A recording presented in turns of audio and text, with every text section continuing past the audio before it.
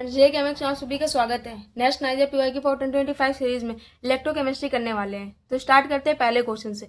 इसके पहले अगर आप हमारे चैनल पर नए हो तो चैनल को सब्सक्राइब करें, क्योंकि बहुत से बच्चे हैं जो वीडियो देखते हैं और चैनल को सब्सक्राइब नहीं करते। तो बच्चों, आप जितना ज़्यादा सब्सक्राइब करोगे, अपना प्यार दिखाओगे, हम उतनी और भी मोटिवेट होकर और भी वीडियो लाएंगे। तो प्लीज़ चैनल को सब्सक्राइब करें, लाइक करें एंड शेयर करें। स्टार्ट करते हैं पहले क्वेश्चन से।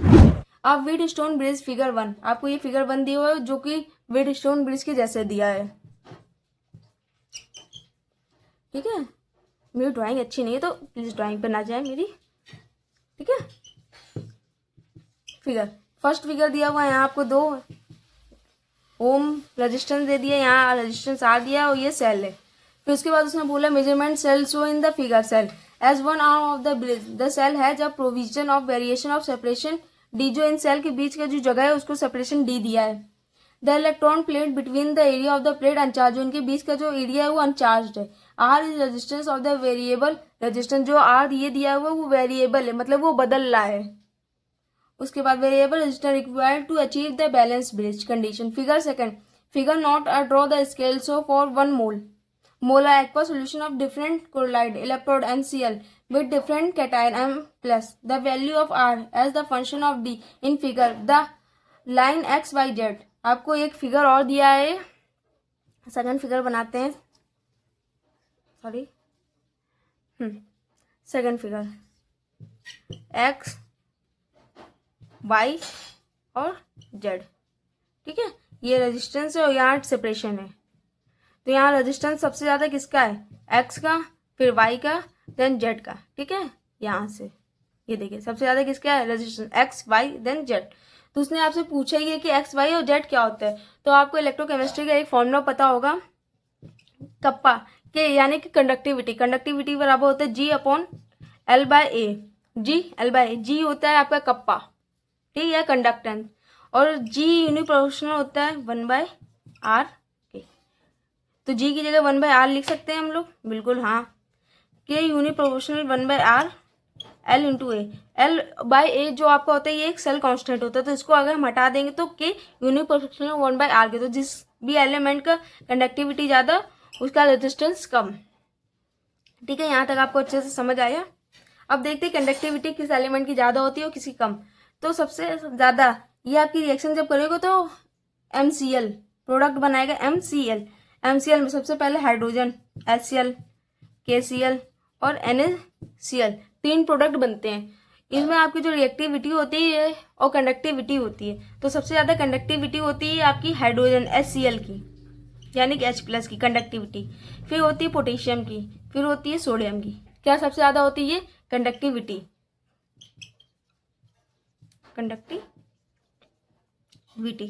और जिसकी कंडक्टिविटी ज़्यादा उसकी रेजिस्टिविटी यानी कि रेजिस्टेंस कम। तो सबसे ज़्यादा रेजिस्टेंस इसका होगा सोडियम, पोटेशियम, फिर हाइड्रोजन। तो यहाँ से आपका ऑप्शन बी सही होता है। ठीक है, अब आते हैं क्वेश्चन नंबर 2 पे। क्वेश्चन नंबर 2 पढ़ते हैं। कंसाइडर द 3 इलेक्ट्रोड, आपको 3 इलेक्ट्रोड दिए हुए हैं, for which the standard electrode potential E1 E2 E3। सबसे पहला आपको इलेक्ट्रोड दिया हुआ है, Fe से Fe2+ बनाता है। क्या बनाता है, Fe से Fe2+। तो इसकी रिएक्शन जब आप लिखोगे तो इसकी रिएक्शन होगी Fe से Fe2+ बनाएगा, तो 2 इलेक्ट्रॉन यहाँ से निकलेंगे। फिर इसका जो इलेक्ट्रोड होता है वो होता है E1, इलेक्ट्रोड E1। सेकंड आता है Fe से Fe3+, Fe से Fe3+, तो यहाँ पे 3 इलेक्ट्रॉन निकलेंगे और ये इलेक्ट्रोड 2 है। थर्ड बनाता है वो Fe2+ से Fe3+, यानी कि ये केवल 1 इलेक्ट्रॉन निकलेगा और ये इलेक्ट्रोड 3 होगा। और यहाँ पे उसने आपको इलेक्ट्रोड 3 में एक रिलेशन पूछा है, तो ये रिलेशन को निकालेंगे तो आप देखेंगे जब E1 में से E2 को सब्ट्रैक्ट करोगे तो ये कट जाएगा और बचेगा क्या, Fe3+। उसके बाद इसको सब्ट्रैक्ट करोगे, ठीक है, Fe3+, Fe2+ और इधर इनको माइनस, देखो माइनस हो। 1 मिनट को इसकी इंक खत्म हो गई, इंक डाल ले। डेट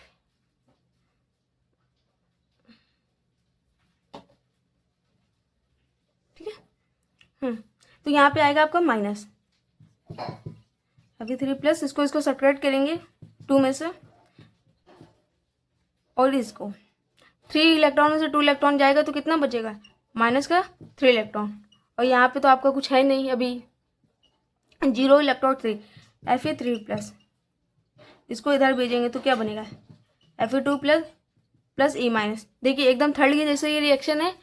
तो इसमें आपको ये बता दें कि जो E होता है E0, ये एडिटिव प्रॉपर्टी नहीं शो करता, मतलब ये एडिशन नहीं करता है। इसलिए इसके लिए एक फॉर्मूला बनाते हैं हम लोग डेल्टा जी का, क्योंकि डेल्टा जी होती है वो एडिटिव प्रॉपर्टी शो करती है। तो आइए पहले उस फॉर्मूला को देख लेते हैं हम लोग।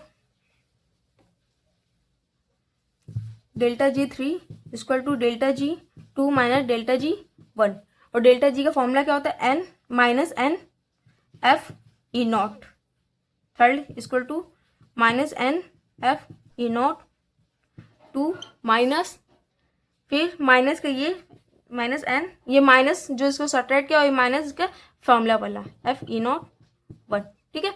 अब ये एन क्या होता है, एन होता है ये नंबर ऑफ इलेक्ट्रॉन, ठीक।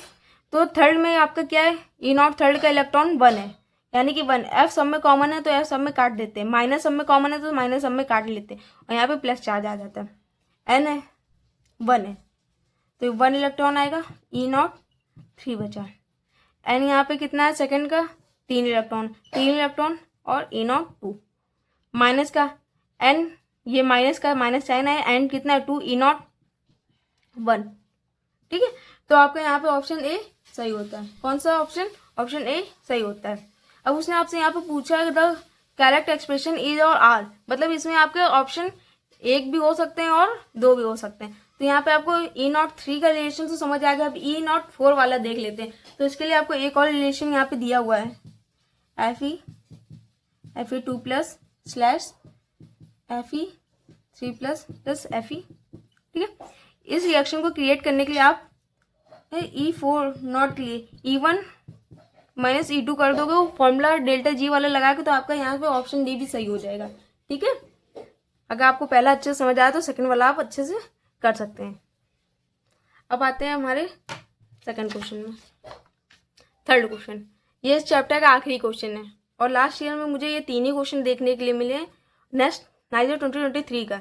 और इलेक्ट्रोकेमिस्ट्री से आप ये सोच सकते हो कि आपको हर साल एक क्वेश्चन देखने के लिए मिलता है, क्योंकि नेक्स्ट 2024 में एक क्वेश्चन आपको मिला और नेक्स्ट 2023 में 2 क्वेश्चन। मेरे को 2022 में देखने के लिए नहीं मिला, लेकिन पूरी संभावना है कि नेक्स्ट 2025 में आपको एक क्वेश्चन तो कंफर्म इससे देखने के लिए मिलेगा। इसलिए इस चैप्टर को आप बिल्कुल भी छोड़ के ना जाएं।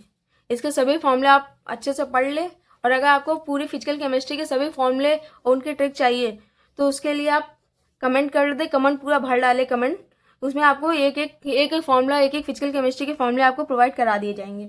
आता है पहला third, biological standard potential. Biological standard potential आपका ए डैश है, is defined as potential measure, pH आपको दिया हुआ है 7.0। The species nicotinamide adenine dinucleotide, जिसका नाम NADS, काफी टफ नाम है, and is oxidise from NADS plus, play on the important role in इतना the standard potential. E naught दिया हुआ, इसको हटा दे 1 मिनट के लिए, पहले वैल्यू लिख ले। ई नॉट दिया हुआ माइनस 0.099 वोल्ट। एक रिएक्शन दी हुई है, द वैल्यू गिवन, और आपको निकालना है, ठीक है। कुल मिला के आपको इसमें ई सेल निकालना है। और रिएक्शन पहले लिख लेते हैं, NAD प्लस एक्वा से H प्लस एक्वा से रिएक्शन करवाया, प्लस 2 इलेक्ट्रॉन भी है, तो आपका बना NADH एक्वा, ठीक है। तो यहाँ पे आपको पता होना चाहिए कि जो N होता है इलेक्ट्रॉन वो 2 है, ये नोट कर लीजिए, ठीक है। यहाँ पे हम लिख लेते हैं N इक्वल टू 2 दिया हुआ है, और बाकी चीज़ें इरेज कर लेते हैं क्योंकि फॉर्मूला बड़ा है इसका, ठीक है। ये हम लोग देख लेंगे क्वेश्चन से ही वैल्यू। तो ई नॉट सेल का आपको जो फॉर्मूला होता है, जिसे नस्ट इक्वेशन भी बोलते हैं, ई बराबर E naught minus 0.059 by N log Q. अब कहीं कहीं बच्चे ये कहते हैं कि मैम यहाँ पे 0.05 की जगह 0.06 भी तो यूज कर सकते हैं, तो कर सकते हैं, लेकिन हर क्वेश्चन में आपको 0.06 देता नहीं है यूज करने के लिए। जब वो आपको बोले कि 0.06 n वाला फॉर्मूला यूज करना है, तभी आप यहाँ पे 0.06 करें, नहीं तो नॉर्मल 0.05 वाला ही फॉर्मूला यहाँ पे आप लगा सकते हैं। तो ई नॉट की वैल्यू यहाँ दी हुई है माइनस 0.099, 0.059। एन की वैल्यू अभी आपको बताई थी 2, यहाँ पे रिएक्शन में दी हुई है 2 इलेक्ट्रॉन। लॉग क्यू, अब लॉग क्यू की वैल्यू निकालनी तो यहाँ पे आपको pH 7 दिया हुआ है। जब इसको आप निकालोगे pH को तो इसमें 10⁻⁻7 आएगा। ठीक है, तो लॉग क्यू की वैल्यू लिखते हैं लॉग 1/10⁻⁻7। आपको दिख नहीं रहा है क्या? 1 मिनट बता दिया करें। अब आपको दिखेगा -0.099 -0.059/2 log 1/10⁻⁷। अब फिर ठीक है 10⁻⁷। अब 10⁻⁷ log को आप 10 को ऊपर ले जाओगे तो ये आपका आएगा log 10⁻⁷। और इसकी एक प्रॉपर्टी होती है log की पावर में जो होता है वो आगे आ जाता है, तो इसको लिख सकते हैं log 10 7 log 10, और log 10 की वैल्यू होती है 1, तो ये इक्वल टू 7 होगा। ठीक है, तो आपकी ये पूरी वैल्यू इक्वल टू 7 के इक्वल होगी। किसके? 7 के इक्वल। ठीक है, तो आगे लिखते हैं -0.099।